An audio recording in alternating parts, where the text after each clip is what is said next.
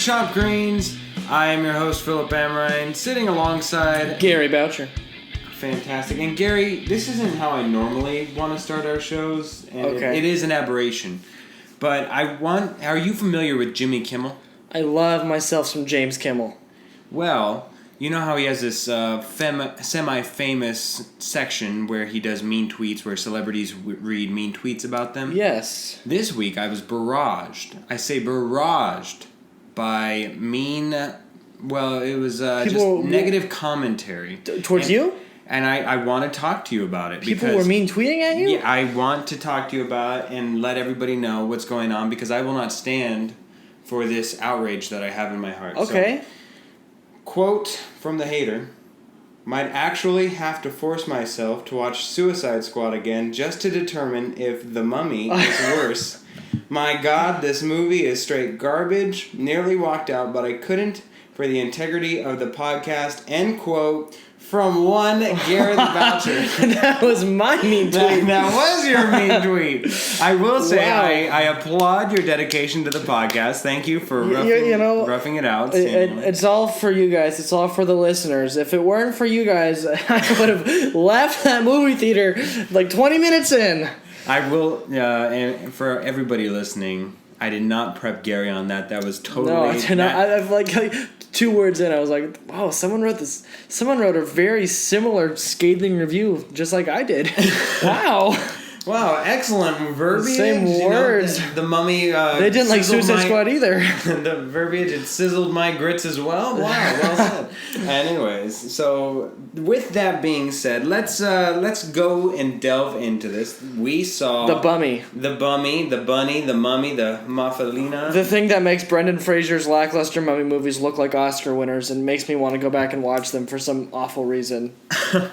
All right, so let's go. Here we go. So we've got a cast of Tom Cruise as Nick Morton, Russell Crowe as a doctor, I'll say. Anna, for in case of spoiler alerts, we don't want to break it. Annabelle Wallace as Jenny Halsey, Sophia Boutella as Aminette, or the Mummy, the new Mummy. Jake Johnson as Chris Vale, and then from there it kind of goes just into appearances. So yeah, okay. In one big word, one big topic, what was your biggest fault with this? The biggest fault, I would say, was... Okay, you know what? I'm going to give you... Just go on. All right, okay. Unleash. Okay. Y'all people better lend me your ears. All right, okay. Tom Cruise's character. First, Tom Cruise is Tom Cruise. in every movie after, 1986, he is Tom Cruise. I actually like him for what he does. I enjoy his action movies, but he was not a great fit for this. His lead character was bland. He was nothing special. Stupid dialogue, stupid character development. I did write that. I didn't even... Yeah, Tom Cruise cruising. Yeah, his character was just lackluster, which if you're gonna... You have to make, your main action character the anchor of the movie. Don't just be Tom Cruise. Secondly, there was no interconnectedness to this film. Every scene... It felt like this film didn't really have a genre. Some scenes were full of, like, jump scares and like really freaky imagery. Other scenes were like buddy comedy. Other scenes were like romantic comedy. Other scenes were, straight up action films. And it didn't blend at all. Every scene felt like it was from a different film. And so when you get to the end, you've just been put through the ringer. The last time I was put through the ringer this much was when I saw Suicide Squad. And I still get... butterflies in my stomach thinking about the terrible experience that I had seeing Suicide Squad. So this was just... Okay, and you know what? Jake Johnson, what are you doing in this film?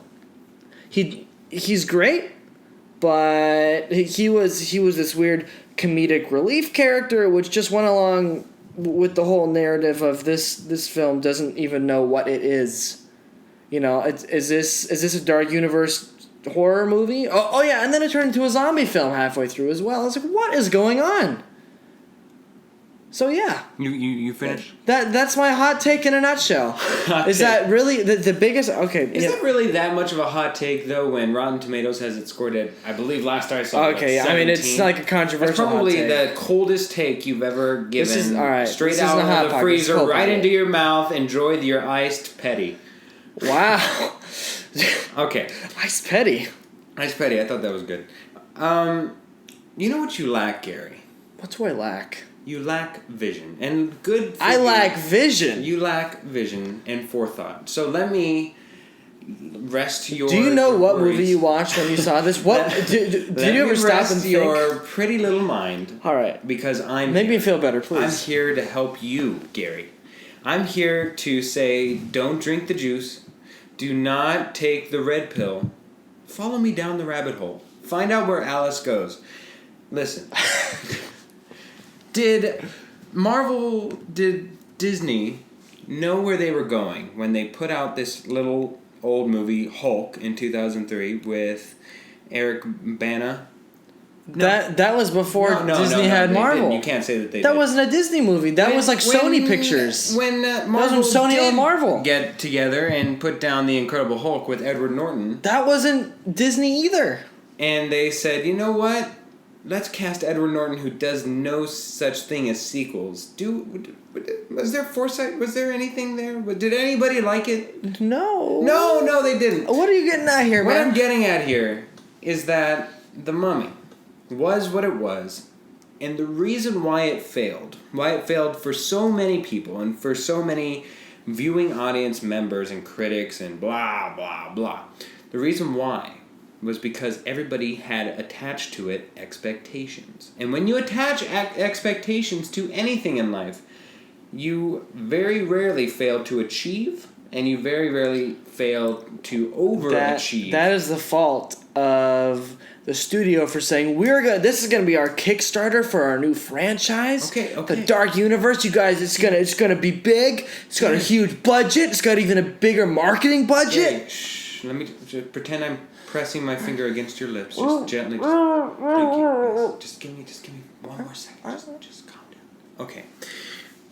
The reason why is because when people went to go see the original Avengers, the first round of people that went to go see it absolutely loved it. You know why they absolutely loved it? Why all the critics absolutely adored it? Why everybody who was first to the party totally drank the Kool-Aid and loved it for all of its marvelous marvel? Because it was a good movie. Did you like the pun there on Marvel? A Marvel. That's too many times to say that in one sentence. You're right, but it was okay. Anyways, the point is, you know why? Is because they had no expectations. If anything, they had underwhelming expectations. You know why? For the first Avengers movie. Exactly. Oh no! Follow me here, because this was the first of its kind, the first successful outing of its kind. True. But the first outing of its kind where a movie studio put together elements from different movies that they had sent out, combined them, and it was actually good. Yeah. Now, looking back on the Avengers, as it's aged, it's now in, I believe... 5 years old, 2012, I believe. 5 years old. Yep.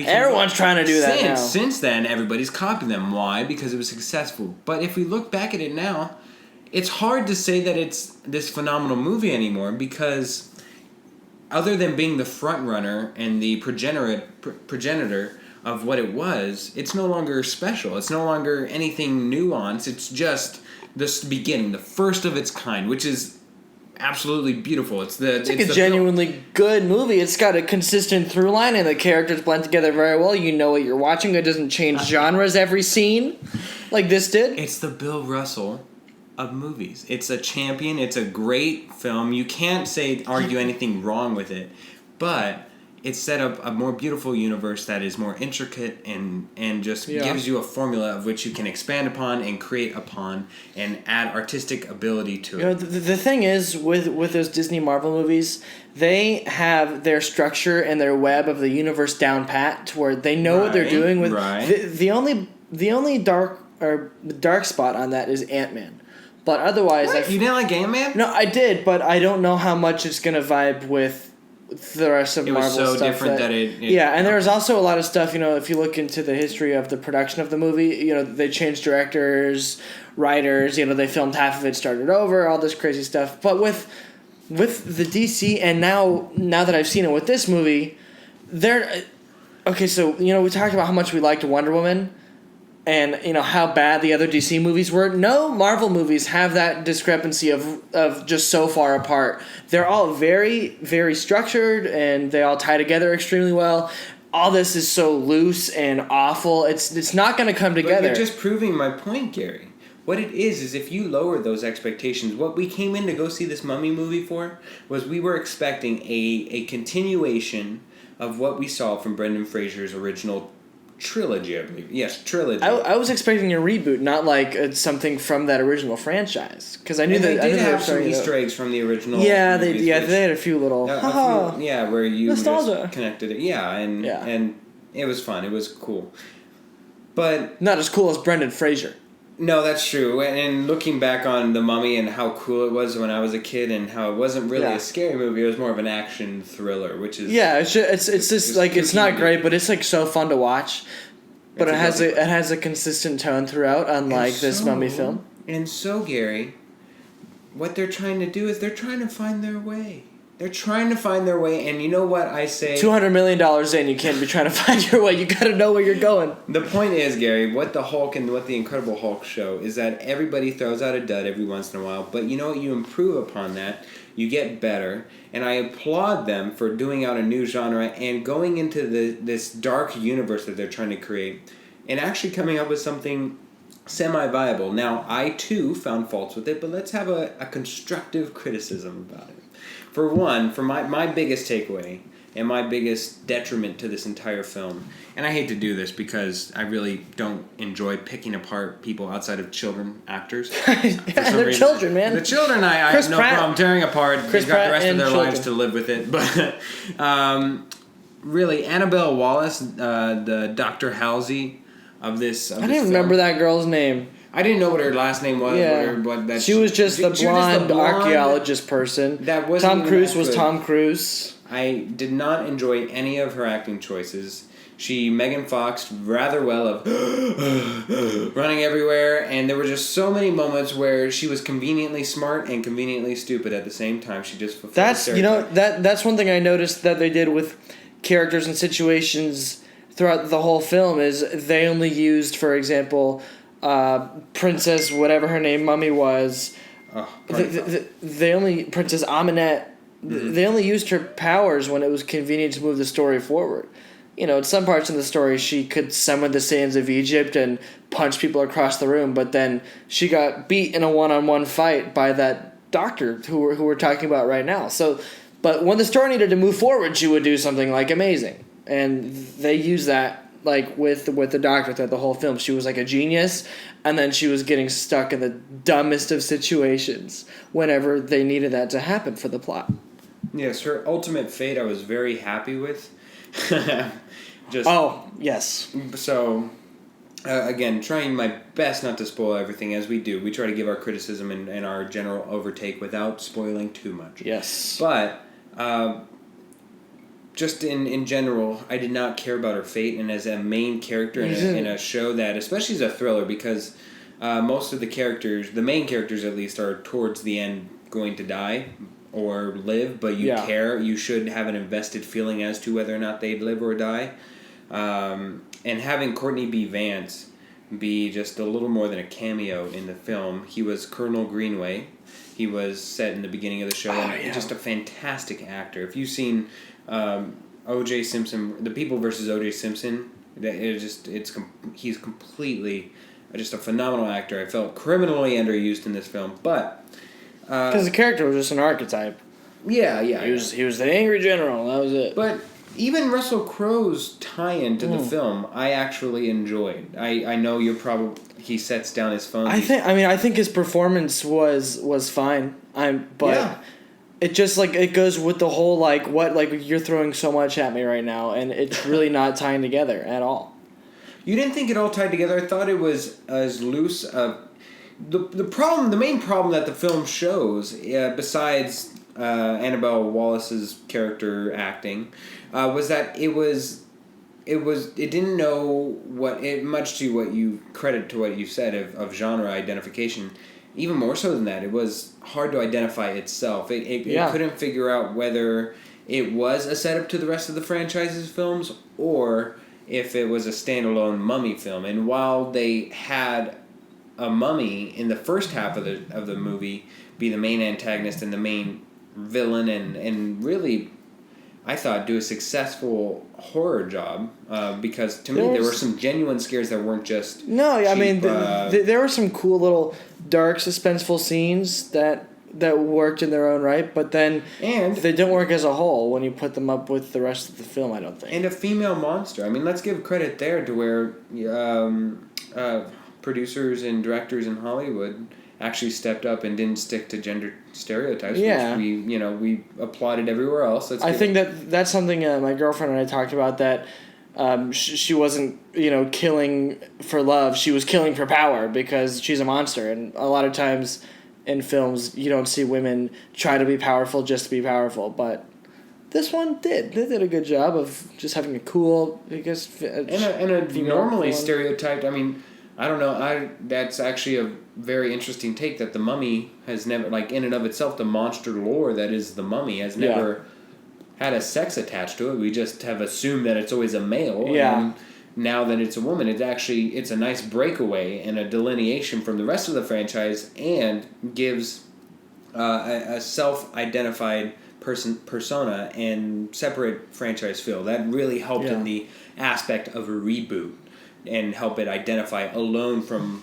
what happened in the 50s and I believe the 30s and the 1932 Mummy. Yeah. It really sticks out from that Mummy. It's really sticks out like a sore thumb. Oh my god. Okay, so let's get back into it. You know what?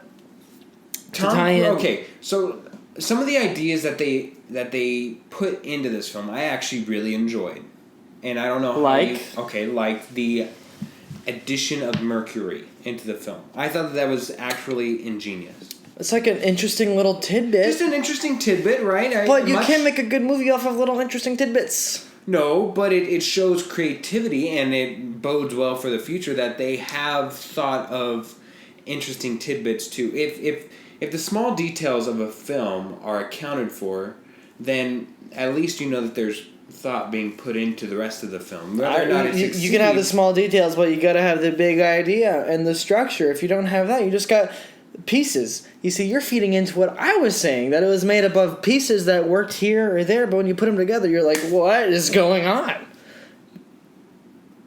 You're just giving me a dead stare right now.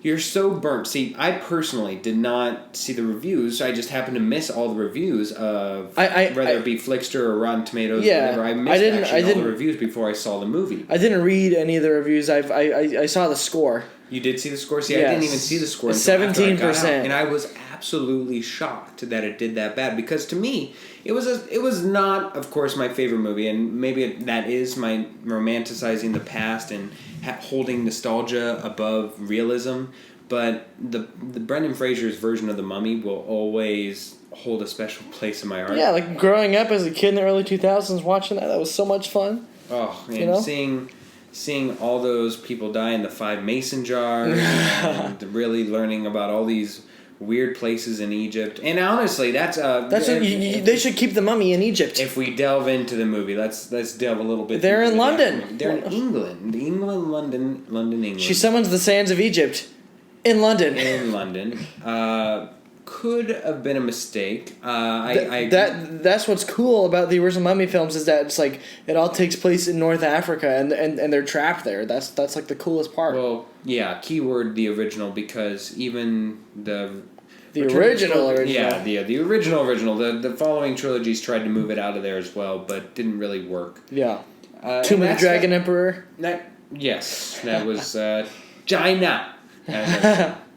But I applaud them for trying to move, because it's one of the few monster movies or monster genres that are actually stuck in a place. Like Dracula, it's a little easier to get out of there, but it is normally set in Transylvania. Transylvania, yes. Transylvania is where the vampires are from. But But setting it in England, I thought was a bit of a too fast, too furious for right now. Yeah, like, if you're going to have, like, an origin story, I think it should be intimate and stay in the tomb in Mesopotamia. And they're bringing him to London, and all of a sudden she's terrorizing the city, and you're like, oh, my God. And this would be so much more interesting if it was in Egypt in a tomb.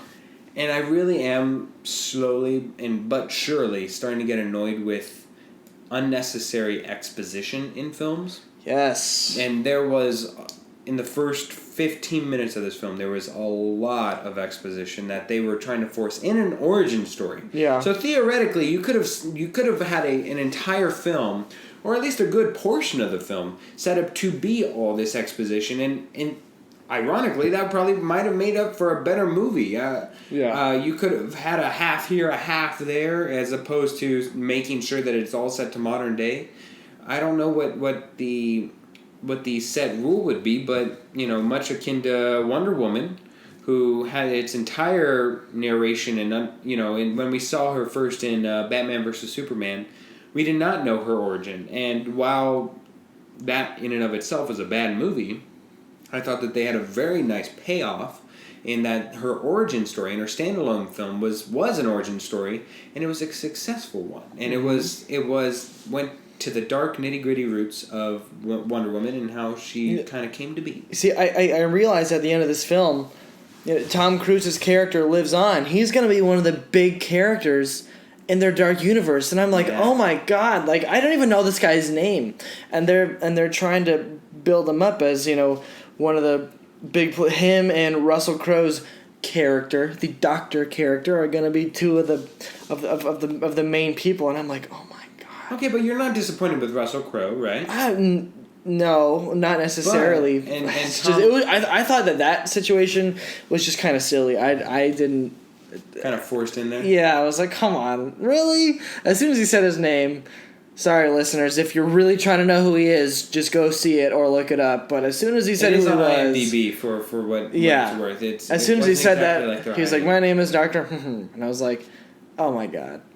Are you kidding? Are you serious? I thought it was an interesting choice. It's cool. Like, the last movie I saw with that character was A League of Extraordinary Gentlemen, and that's a very divisive movie. Yeah, you know what? The last time I saw the movie, I was like 12, and I remember it's probably not as good as I remember it being, but I remember that character, and that's like a very iconic character in like literature and stuff.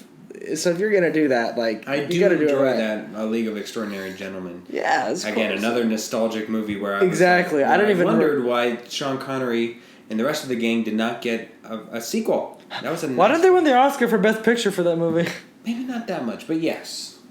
And there were just a lot of plot lines that fell through. So a lot of that like expositional banter that like every scene has. You're like, oh my God, we get it. Let's go. That's for certain, but more so in just the details. For one, just because it's easy to find within the film in the first couple minutes. When they bury the original mummy, her name's Aminette. When they bury her, it's a rather detailed tomb, especially filled with a lot of mercury. And I can't imagine that, for one, if it was a nice tidbit added, but the way that the tomb was constructed, it needed a irrigation system of mercury. So for one, it was constantly dripping down into the tomb. Yeah, and just you have to almost scout a place like that out first off, but then on top of that, you have to construct a place that would actually ferry and irrigate the mercury into a tomb area.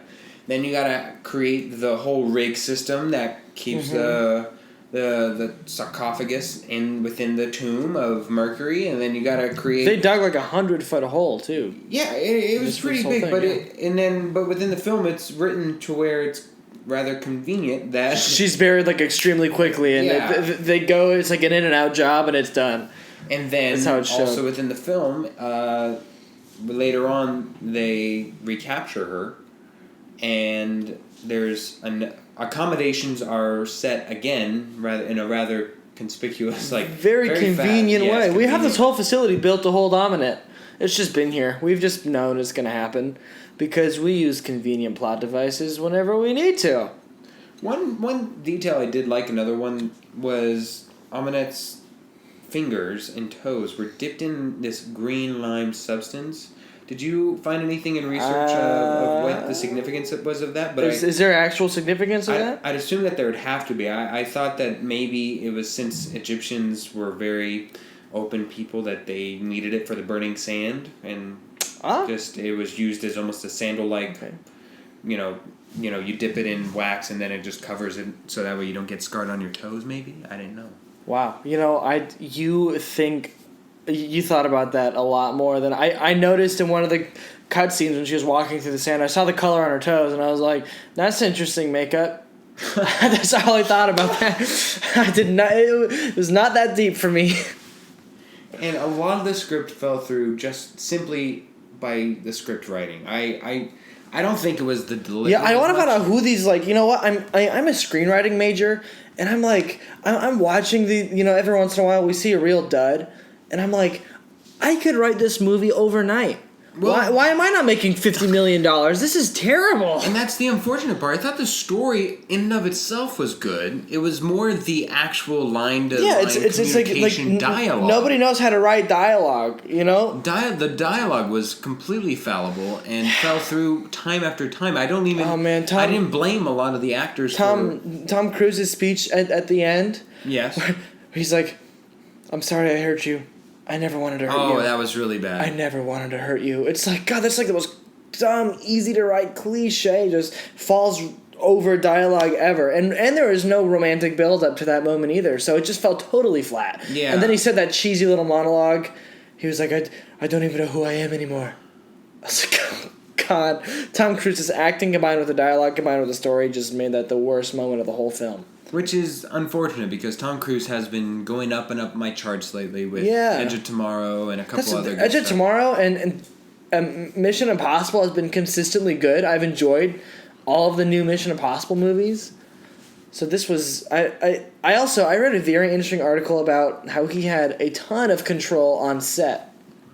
Did he? Yes. Yeah. I heard a story where he and fellow castmate... I'm just trying to look up names here. Chris Vail, played by Jake Johnson from New Girl. A lot of people might know him from there. My girlfriend certainly did.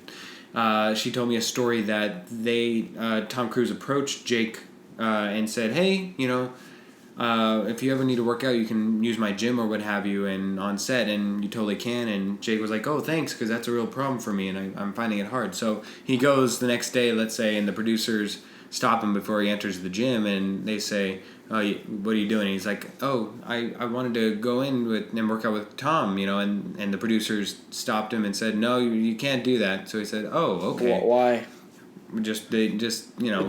Knowing Tom Cruise, they're probably like, leave and give him some space. It's Tom Cruise or something. Yeah. Anyways, Tom Cruise comes out, finds him later. He's like, "Hey, why didn't you work out with me? I thought we were going to work out." And Jake said, "Oh, well, the producers said that I couldn't. I tried to go in there, but they just wouldn't let me go in." So Tom Cruise apparently went to the producers and yelled him out and said, "This guy's my castmate. You let him in anytime. And I just told him that we could work out." So that's crazy. That is crazy. It's really interesting reading about like all the politics that happens, on set on films, because the stuff that I read was talking about like, he would go up to the director of photography and tell him which lens to pick. Oh my! For this shot, or the director of this film. If you look up his resume, he's only done one semi-big movie before, and it was a 2012 indie drama with Chris Pine that was like big in the festival circuit, but nothing with $200 million behind it. Right. And so Tom, I guess the gist that I got was that he basically directed this movie. He also sat in on the editing process. Like he was like micromanager to the max, which doesn't speak very well because it doesn't show a very good skill as far as directing and editing goes. Well, just because you sit in does not mean that it's still but apparently he would sit in and tell them like, "Hey, you need to cut here. You need to have an insert shot here. You need to do this and that." He was telling everybody how to do their job. Which, I mean, he is the biggest name involved with that movie. But if you're not the director, you're not the director. And it's very interesting to see that they're trying to put together this dark universe. I mean, without... What's the next movie playing for the Dark Universe? Well, I know that a lot of different places are trying to come up with universes, such as the forces behind Kong and Godzilla. Oh, yeah. I know that's going to... Yeah, they're supposed to culminate together for a film upcoming. I don't know if it's versus or together or it turns from versus. So the King Kong movie that we saw like 3 months ago. Kong's is that part of the universe? That's a part of the... I know it's a part of the Godzilla universe. I don't know. I'm trying to find out right now with research a little bit on the fly. I think it might be because I think I remember reading that it's going to be like monster movies. So, like The Mummy, Godzilla, King Kong, all that crazy stuff. I'd imagine that the Wolfman and Frankenstein are going to be in this. Possibly even Dracula. My one thing would be lay off on the Dracula. Just because even recently within the past 2 years we had a Dracula film. And Dracula Untold. Oh. Yeah. The vampires aren't cool anymore. They're out. Even with Breaking Bad, they were done. Breaking Bad? I'm sorry, True Breaking Blood? Bad. No, I meant Breaking Dawn. Yeah. Yeah. Just the vampires have been dead and gone for me for a while. Vampires don't have this. Vampires, pirates, all those old things that used to bring people to movie theaters is.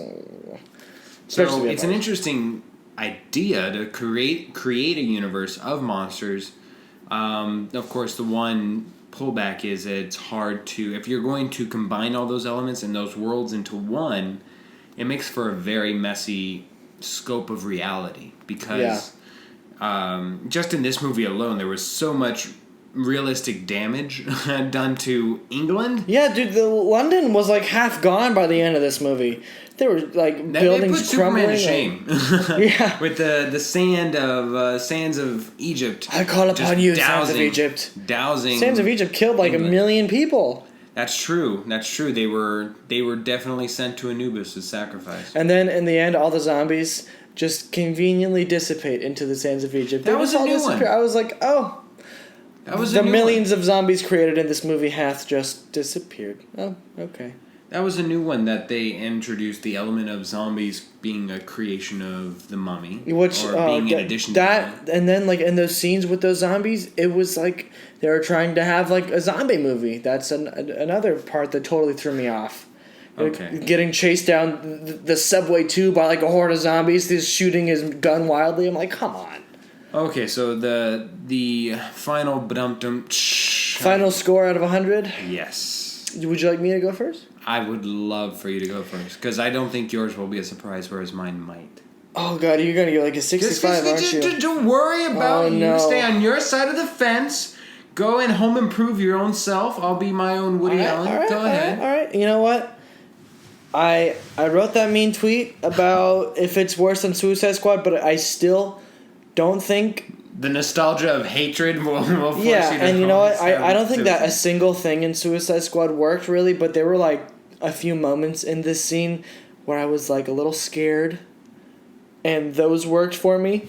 There were a few nice shots. I thought that the slow-mo scene that Tom Cruise had when the plane was crashing, when he's trying to get the parachute on her. He does do his own stunts. Was cool. I mean, Tom Cruise doing stunts is always cool. So that was cool. So just those moments bumped it to like a 25 out of 100. Suicide Squad, I think, is like a 13 for me. This is like almost twice as good as Suicide Squad. So I'm going to say 25 because otherwise it's a terrible movie. Please don't waste your money. Just trust us. Well, no, trust yourself. Okay, you know what? Trust your judgment because trust your judgment. We're not totalitarians here. We welcome all opinions except for the ones that are wrong. And now it's your turn. And that leads to me a wonderful preface to my opinion. The film has been redefined. Certainly, there will not be. There will no be Brendan Fraser in this film. But no, it's now an actual scary movie as opposed to Brendan Fraser's fun little comedic film that was rousing the 2000s. So with that being said, I was genuinely scared for a couple times. I enjoyed that they are trying to incorporate different elements. They threw a couple of Easter eggs in there for those of you who did love the original Mummy. And I enjoyed the action sequences of it, and I am a visionist. I can foresee the future and see what they're trying to aim for, and I, for one, will open the door as opposed to following others who have already entered. So for that reason, I give it a solid 61.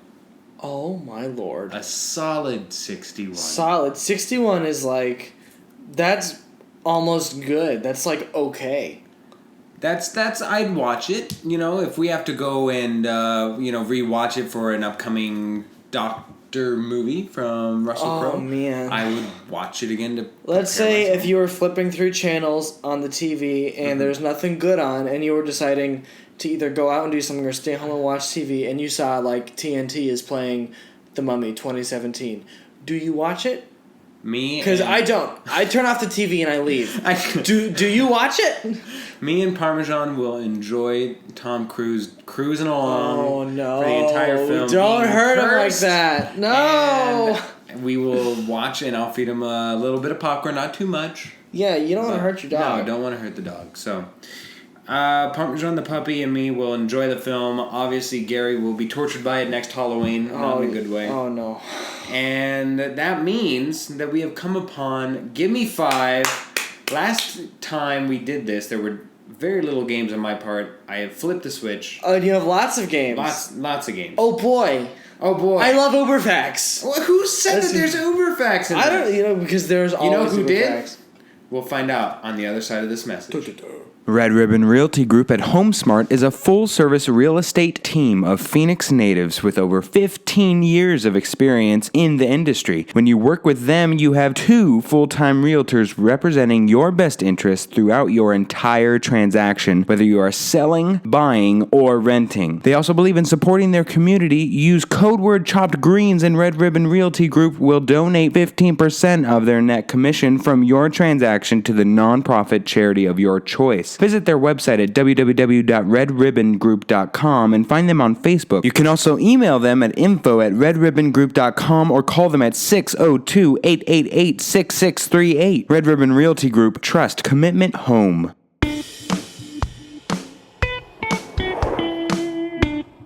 Whew, just ran a mile. Just did a whole lot of things. Just kidding. Because realistically, it's, behind the Ozian curtain... bringing everybody into the fold, it was really only like 2 seconds. Production's fun for you. Some company secrets here, man. I know, I'm letting everybody in when on we go on break, we don't actually go on break. Or do we? Did we really record this 2 days apart? Oh?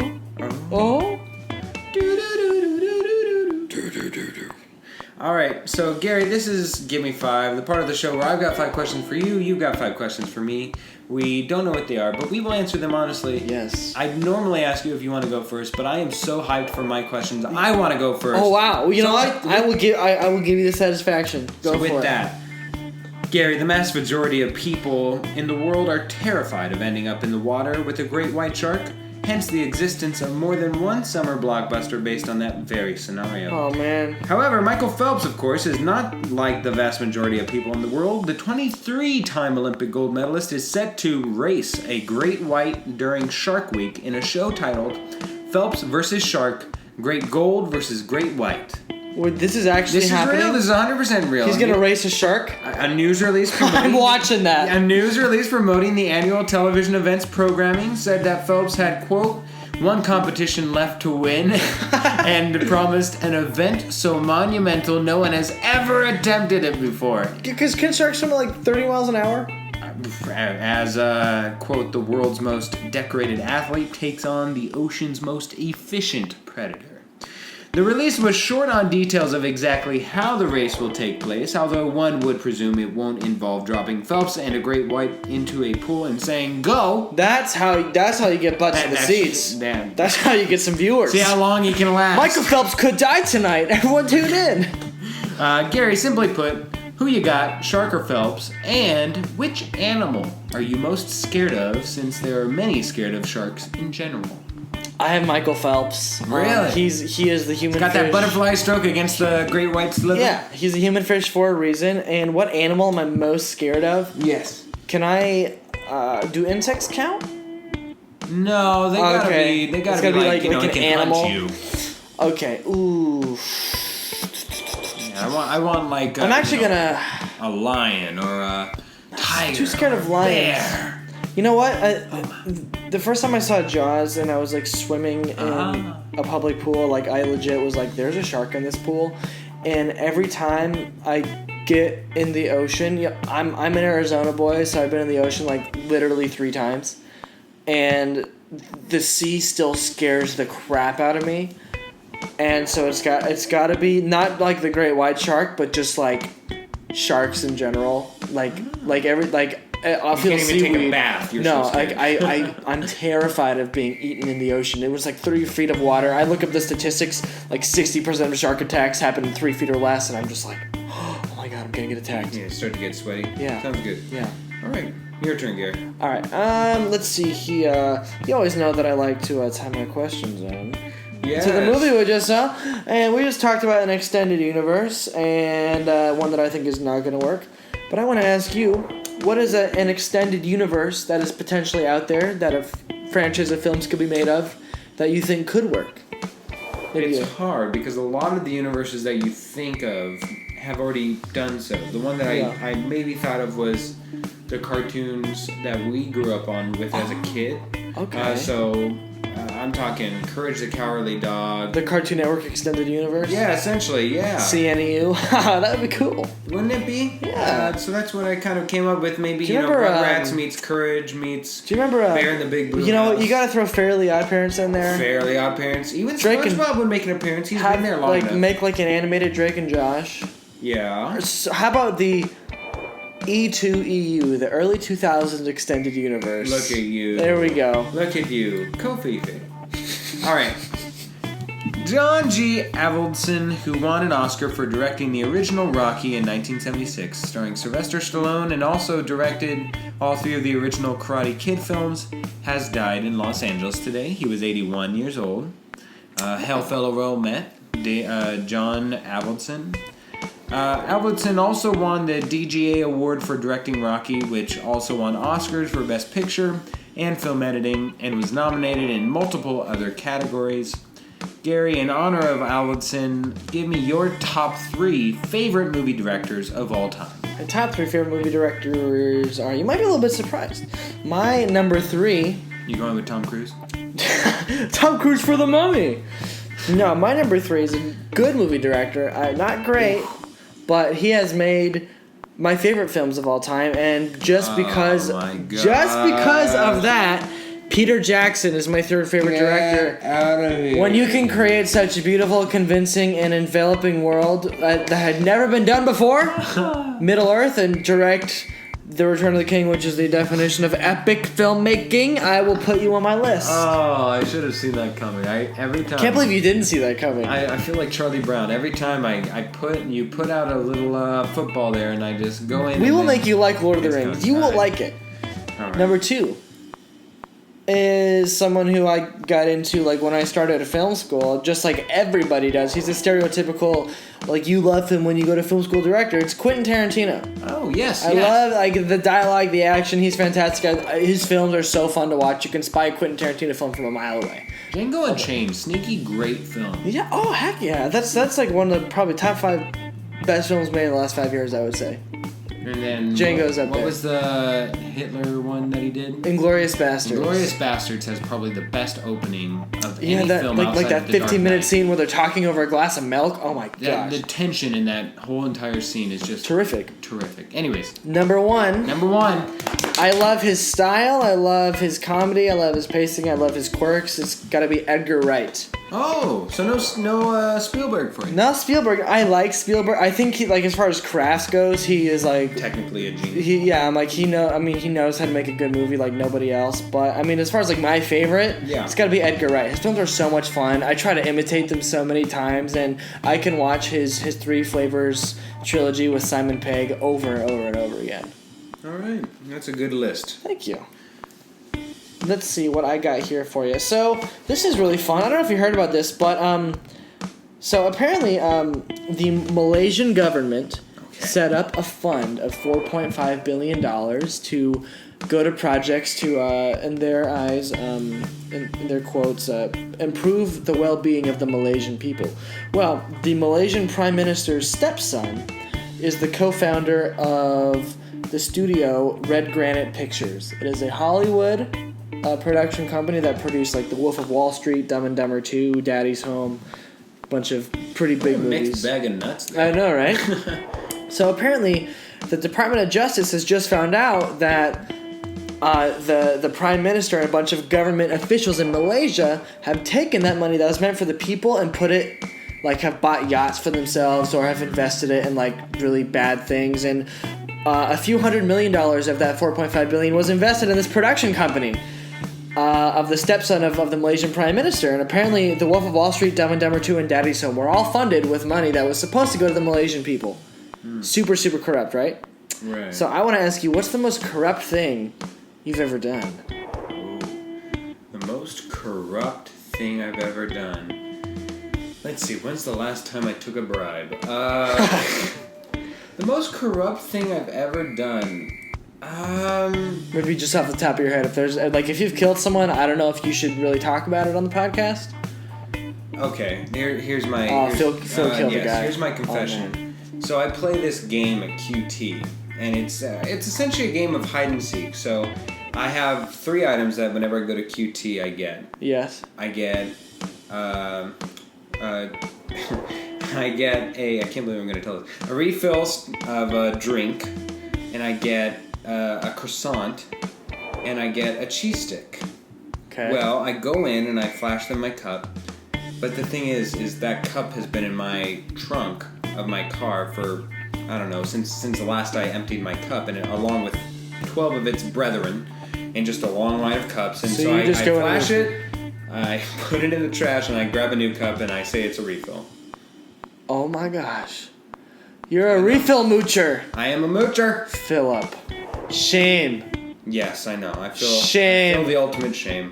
But I do love QT. QT's I hope this free shout out acts as a sponsorship, and that the statute of limitations for like 4 years ago is done. QT, new sponsor for the podcast. Yes. So good, you gotta take it. You gotta lie for it. You gotta steal for it. You gotta cheat for it. All right, Gary. We went all last week without a game in our Give Me 5, and that is just unacceptable. So now, I present to you, Gary, another Oscar-worthy edition of the Uber Facts Game! Whoa, how did I know? As always, I have 3 facts for you. 2 of them are true, and 1 of them I completely made up. I have 5 of these. Are you ready, Gary? Oh man, I'm ready as I'll ever be. Come on down! All right, fact number 1. Scientists have found that some coyotes across the U.S. have figured out how traffic lights work and use them to cross the road safely. That's fact number 1. Fact number 2, unicorns derive from an extinct form of rhinoceroses that exist during the Ice Age, who Bosnian scientists mistakenly identified as a part of the Aquus fetus, or horse species. Number 3, a 2016 study found that college students received better grades when they were taught by attractive lecturers. So one more time, coyotes use traffic signals to get across the road, trying to catch up to the chicken, I'd assume. Unicorns came from mistaken identity of rhinos. And last one, students learn better if they've got a hot teacher. That one I can guarantee is true. By your own personal experience there, Gary? Yeah, for sure. Go Mr. Stevenson, right? Yeah. Oh, that's weird. That's just weird. All right. The goatee, man. It's all about the goatee. It's all in the goatee. Shout out to Jeremy Stevenson, English 102! Or whatever that was in high school. Oh, fantastic. You paid a lot of attention to that one. Let's see here. Oh, man. God, this first word was crazy, but I'm going to say the second one, you just threw a bunch of words in there and try to throw me off. So I'm going to say the second one about the unicorns is false. I was so hoping that I could get you on a unicorn fact, but that is correct. Oh, thank God. Correct. I was like, this is just going, like, Phil had to have written this. He had to have written this. Even though, like, I've seen coyotes run in front of my car in this neighborhood, and I'm like, why do they use the stoplight? You're throwing me off here, man. All right, number 2. Red grapes are one of the fattest fruits, accounting for 150 calories per cup of fruit, doubling the amount of calories in strawberries. Number 2, No. the brain tells your body it is time to go to the bathroom when you see a toilet, making it harder to hold your urine as you get closer. And number 3, Brits are drunk in 76% of photos that they're tagged in on Facebook. Say that last one again? Brits are drunk in 76% of photos that they're tagged in on Facebook. Of course they are. I like that's how that ended. But anyways. All right. I think I sniffed this one out. Okay, go ahead. A, number 1, false.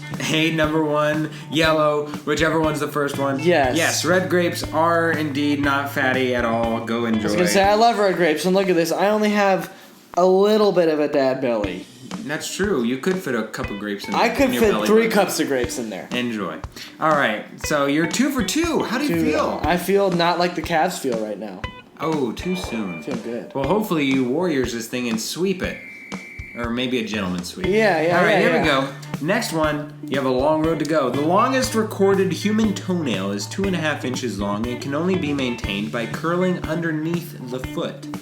Fact number 2, according to the largest study ever done on marijuana, smoking it once or twice a week is not bad for your lungs. Fact number 3, a python from Australia became addicted to meth after living in a drug lab and was sent to rehab for, count 'em, 7 months.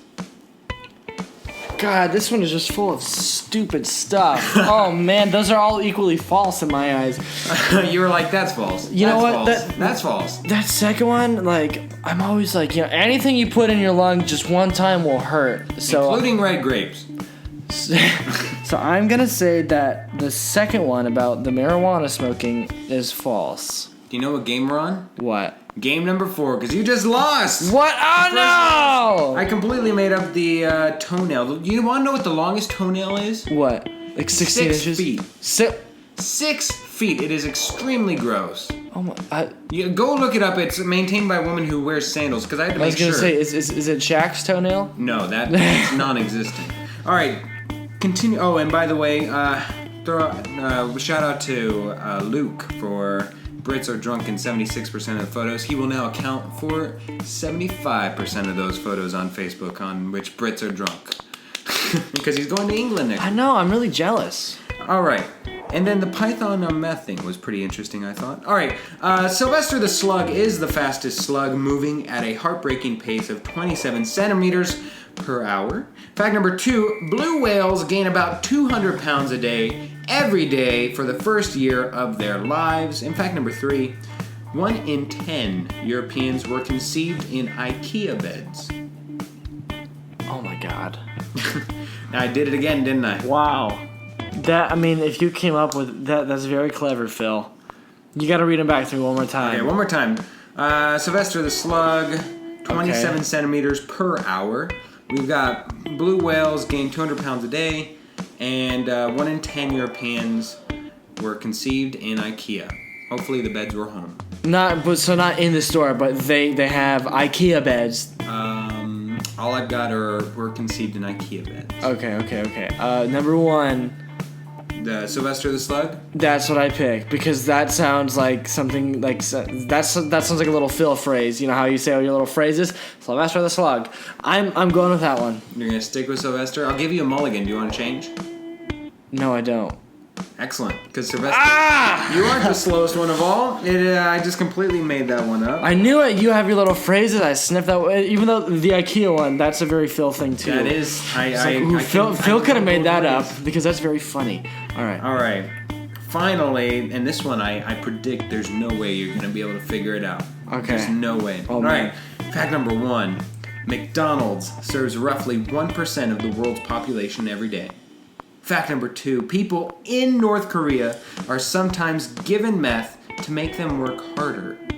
And fact number 3, studies have shown that people who prefer limes over lemon tend to live longer for an average of 3.5 years.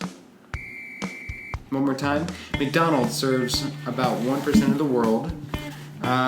People in North Korea are given meth, and people who prefer limes over lemon live 3.5 years longer. All right. Listen to my logic here. Of course, I'm excited. Have you seen the movie The Interview with I James have not Franco and seen Seth it. Rogen, where they go to North Korea. They make fun of a lot of the stuff that North Korea does in that movie, like having fake grocery stores and overworking their people. And there was nothing in that movie about them giving their people meth. And I feel like if North Korea gave the people meth, it would be highly publicized and it would be very satirized in that movie. So therefore, I am saying that the North Korea fact is false. And help me, so help me, James Franco and Seth Rogen. I hope you guys were on your stuff. The North Korea one is false. One more mulligan. Do you want to change? No, I do not. I absolutely got you with 2 meths. I knew you were going to mess up on one of the meth facts. That is completely true. I made up the lime one. What? Yeah. Oh, God. Yeah. So I'm 3 for 5? You are 3 for 5. Oh, man. Nice try. I was getting better. This really is just an experiment of what's Philip thinking. That's really what this game boils down to. I'm trying to pick apart your mind here. All right, your turn, buddy. All right, let's see here. Really crazy news. Amazon just bought Whole Foods. Yes, I saw this. I was gonna add something to my Give Me 5, but I didn't. But yes. Let's see here. Quick question. Do you shop at Whole Foods? I do not. Okay. Do you think that? expensive. Do you think that what Amazon and what online companies are doing to the market is good? And where do you see the grocery market in the next 10 years? Do you think it's going to be still stores or like delivery oriented? Where do you think that this goes? Oh, there will always be brick and mortar stores around. It's those local businesses that suffer the most because of it. Yeah. If nothing else, they become those stores that are on Broadway. Who none of those stores, whether it's American Eagle, I believe there's like Chanel and all them have like a store on Broadway itself. None of those stores or restaurants make money, but the reason why they're there is for branding alone. Yeah. Because so many tourists take photos of there, and that's a take-home souvenir. That's even if they do eat there, then hopefully they're introduced, and next time they go to Oklahoma, hey, there's TGI Fridays here. We like that in New York. Let's go there. Yeah. So, yes, I in short, I think trying to get to convenience, trying to find faster, efficient, more convenient ways of not having to leave the house. I just always... We're all going to be couch potatoes, man. It's going to be like WALL-E. It's going to be like WALL-E. I don't think that we will ever be WALL-E, especially with how of superficial people we are as a species. True. So I say, hey, one-stop clicking delivery. Bring me my Domino's. Let's go. Bring me my rotisserie chicken. Speaking of fast food, Jacksonville's minor league baseball team, the Jumbo Shrimp. No, I'm Double A. Wow. Swear to God. Hey, what team are you a part of? The Jumbo Shrimp. The Jumbo Shrimp. Had its usual Thirsty Thursday promotion this week with a discounted beer, 12 ounces for $1, 20 ounces for $2. Oh my gosh, But that's great. yesterday there was a second promotion. You might be the Father Day. That's right. In honor of Sunday being Father's Day, the Jumbo Shrimp will distribute free pregnancy tests. They distributed them at yesterday's game. This is real? This totally real. What? Quote, so you'll know if you need to return for Sunday's Father's Day game, the team's website explains. It will be an evening filled with suspense, intrigue, and manila envelopes. Who's the marketing person for this team? That person is a genius. Well, that's what I'm asking. Gary, does this promotion work? And yay or nay for this promotion? I am a Jacksonville Jumbo Shrimp fan. And yes, that is the most hilarious promotion ever. It totally works. Who did they like I said, that marketing person is a genius. $1 beer. And you are not are you the Father Day or whatever? Oh my gosh. You go Jumbo That's Shrimp. too good. They're having somebody from Arizona talk about it. About baseball team in Jacksonville, Florida. God bless you. You know what? I got my Amazon app up right here. Just buy a ticket. Don't even go, but just buy a ticket. I gotta contribute. Like, are they selling merchandise? Like, can I get a hat or something? This is maybe great. they got a team like a little shrimp tail hitting a baseball. All right, your turn, Gary. So we're gonna get a little bit serious here, Phil. Okay. All right. I'll put on my serious. But basketball serious. Oh, okay. Yeah. All right. So I mean, it's funny. Serious jersey. I think that people have been talking about LeBron as much, if not more, than the Warriors after this finals loss. And it's really all about his legacy. Because, last year really, really, really put him up. He carried his team, led in every statistical category, brought him back from 3-1. This year, obviously, they lost 4-1. Is his legacy tainted? Does it change? Does it go up or down? What do you think? Well, just as an aside, and most of the time, whenever we see a finals or a champion, whatever, we always like to talk about the loser more than the actual winner, because what's the headline? With LeBron, it's like a whole different monster though. Because people talk about. I mean, he's like the main story every game he plays. There's the exception to the rule. If it's a legacy-defining win, so Brady winning the Super Bowl this past year, that cemented his status as the best player ever, right? So that's the one time that we actually talk about the winner. If more than often it's just okay, what do the losers have to do to get better and back on top and back on par? Well, I mean, I'm not thinking about the Falcons after the Super Bowl. I'm like, holy cow, Brady is amazing. Right, it's one of the few times that you actually think of the winner. Anyways, to get to your direct point, does this taint LeBron's legacy? Heck no. No, I mean, yes, on its surface, if people, 50 years from now just look back and say, when it's all said and done, maybe he's like 4-7 or something. I don't even know. Let's just do 11 finals though, like it's. Yeah. So, but they're gonna be, wow, he lost 7 finals. How can he do that? Well, on the same token, Jordan at this same time that everybody makes the GOAT statement for, the greatest of all time, that makes that argument. He was 6-8 getting to the finals. If you think about it, just on that, Jordan lost in the first and second round like 4 times. 14 years compared to LeBron's for 14 years. LeBron is he's whatever he is, but within his first 14 years, Jordan is 6-8 getting to the finals. Just getting there, not even there. He's only been there twice. Yeah, so it's just an interesting statistic that we punish more severely you for losing the closer you get to it, rather than if you lose. If the Cavs lose to who did they play in the first round? The Pacers. If they lose to the Pacers in the first round, does that somehow make that loss more digestible because he didn't lose in the finals? I just don't understand the criteria upon which we're judging things now. If all of a sudden being the first loser is somehow, being second, while it's not enviable, you never aim for it, being second is in anything is actually such a desirable place to be. You know what? The league is so different now. I saw this little graphic, and it was saying every single team that LeBron has faced in the finals has had like a higher, I forget what the metric was called, but basically every team LeBron has ever played in the finals was better than any team Jordan has ever played in the finals. He was always an underdog to any team he lost.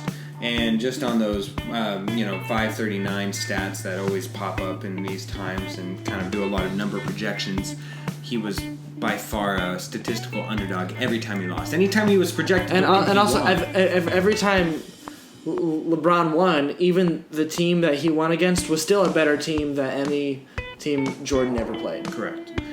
So I say no in short, and it seems like you agree. He's still my GOAT.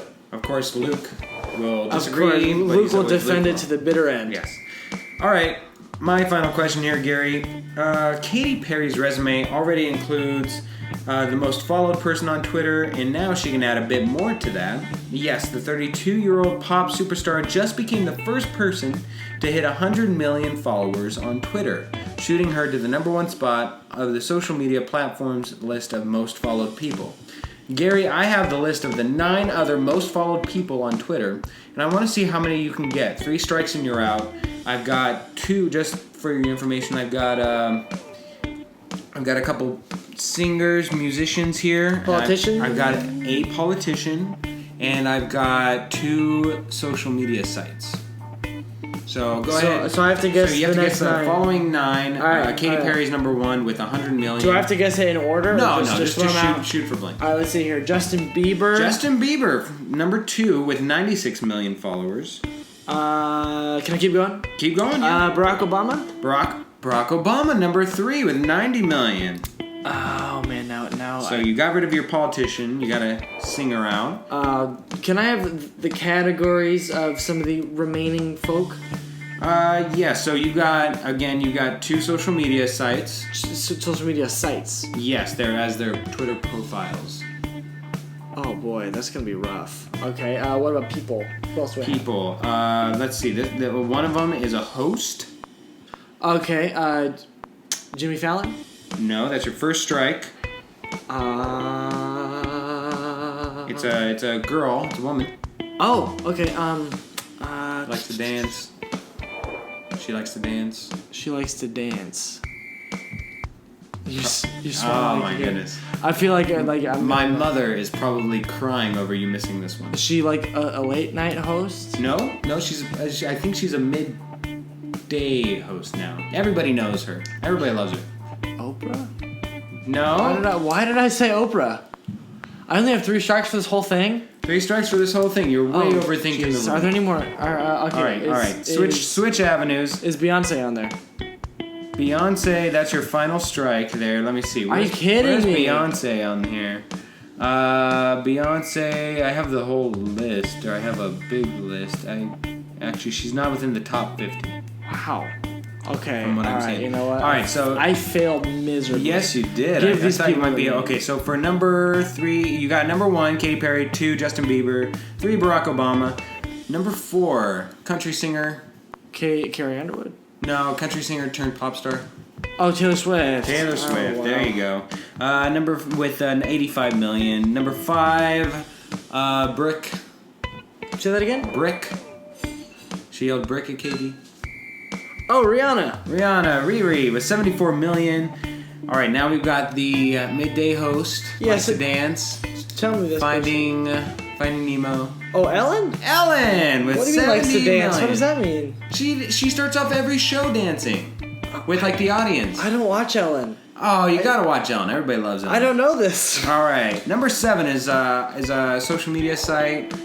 Lots of videos. Think videos. Vine. Nope. What is it? Instagram. Nope. Think videos. YouTube. Yeah, YouTube with 69 million. Number 8. Think Super Bowl. Brady. Nope. Halftime. No sports people. Gaga. Yeah, Gaga with 67 million. And number 9 owns is a part owner of the Memphis Grizzlies. Okay, wait. I actually know who this person is. I can't. JT. Yes, Justin Timberlake with 61 million, and finally bringing it up in the rear, number 10. I don't even know how to give you a hint on this one. It's another social media site. Last social media site. Facebook. Nope. Does Facebook have a Twitter? I'm sure. I don't know. Facebook has to have a Twitter, right? Let me see if it's in the top 50. But what another social media site? Instagram. No. You're overthinking the room. MySpace. No. Twitter. Twitter. There you go. Twitter's Twitter. Oh God. Twitter's Twitter at 61 million, and bringing up the rear at number 10.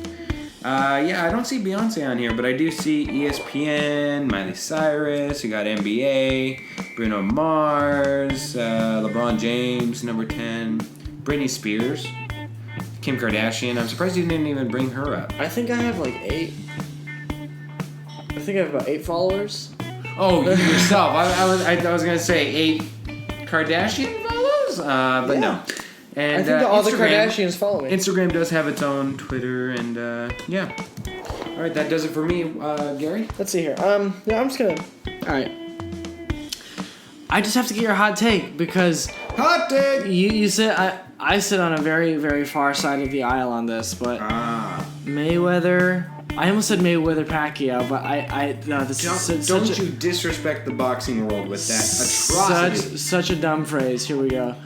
Mayweather McGregor. What do you think about it? I just gotta know. Like, are you one of those like, oh yeah, like it's gonna be really good. Like it's such a great fight. It's so funny because I proposed this to Luke in not so many ways yesterday, and it's an interesting thing that I think people just in general, or maybe it's just it has to be the world, because this is not going to be as big in America as it will be in Mexico, who loves their boxing, as it will be in Ireland who will follow Connor. Watching him get beat. Watching him get beat. And that's kind of the thing, right? Even though we know the ending, doesn't mean that we don't just watch the NBA Finals. We all watch that knowing the ending. We all knew how the Titanic was going to go down in the movie. There's a lot of things that we watch knowing the ending. I'm going to be a sucker. I'm going to watch this fight. Yes, you are. And I hate it. Yes, we all are. But that's the thing is, Gary, that's the reason why we watch The Bachelorette. That's the reason why we watch The Bachelor. That's the reason why we watch, the Real Housewives series. It's just train wrecks. America and the world at large loves train wrecks. And it also gets you away from your life knowing that you have something to take. We can see an Irish MMA fighter fight Floyd Mayweather in a boxing match. You want to hear this? It's also people aren't paying to watch the fight. What they're paying to watch is to watch Floyd lose. They're watching to hope and pray that Floyd Mayweather loses because they don't. But that's not gonna happen. No, but they're hoping to watch that. You want to watch that. People are outside of let's say out of the 10% that want Floyd Money Mayweather to actually win. Yeah. If you have an interest in this fight, it's not even necessarily to see Conor win. It's to see Floyd lose, and I think that that's such an interesting dynamic. Oh yeah, Conor he's just gonna laugh all the way to the bank. He's made probably more than all of his UFC fights combined ×2. And Vegas has it right now that the exact outcome of the fight, you can bet on that. And the money line has it right now to where Floyd by knockout is the heavily favored odds on I say Floyd. Outcome. Floyd by unanimous decision. Decisions. I think it's got plus 100 or something. So you bet 100, you get 100, or you get plus 100. So it'd be what? 200 maybe? I don't know. Whatever. Yeah. However that works. But that's essentially my 2 cents on it, and we will watch it. We will be suckers. We're gonna have to. Oh, man. And hopefully, at the very least, it'll just be more entertaining than. That's what it is. It's not a boxing match. It's a spectacle. Mayweather. Yeah. Well, you know what? That was a terrible fight. So hopefully, McGregor will come out and just try to get a knockout. That'll be fun to watch. Speaking of knockouts, we've got to tell the people what our upcoming movie is for this upcoming week. All right, week. you guys might be wondering, just like I was, but there's actually, hopefully, a little gem on the horizon. We, for the first time, I believe, are going to be doing an animated movie. Ka-chow! Ka-chow! Tomater! Yeah, that's right, we're going to be seeing Pixar's Black Sheep, Cars 3. Yeah, better than Planes, I hope. I hope this is better than Planes, Fire, and Rescue. You know, I don't even dislike Cars. It's just it's Cars. It doesn't have the heft of Toy Story, so let's hope for good things for Cars. And really, Cars 2 and Mater's own story just kind of blew that entire trilogy for me, so I'm hoping that they get back on the right track and go back to their grassroots and actually make it a good story. Yeah. So we'll be seeing Cars 3 this weekend. Come back to you next week, minus Luke. We'll have tons Luke's going to be in London. Yes, he is. And when he comes back, we will have the bet. Pot trois, because you are the winner. I am the winner of the bet. I'm the LeBron of this series. I am the first loser. So yes. I do not have to endure the punishment. Luke does, but you have an entire week to plan your painful thing, because whenever Luke gets back is when we will inflict the punishment. I can go all out. Yes, you can. You have to wax one item, or you are able to wax one item, paint his toenails, or give him a black mask, whatever you so choose. Okay. What if I want to cut off his ear and offer it to the gods as a burnt sacrifice? Tom Cruise would probably say it's not realistic enough. You need to cut off his ear. Okay. Because he does his own stunts. All right. So I guess that's off the table. Off the table. Shoot. Do not eat that for dinner. All right. Well, dang. For everybody here at Chopped Greens, it has been Gary Boucher. And I am Philip Amerine. Thank you so much for listening. Of course, always catch up on all of our old shows on YouTube, which is number 8 or number 7. I forget. But anyways, we just did all this on YouTube. Yeah, number 7. Catch us on YouTube for all of our old episodes, for all of our current episodes. Watch and listen to those on SoundCloud. Thank you so much for listening. Bye.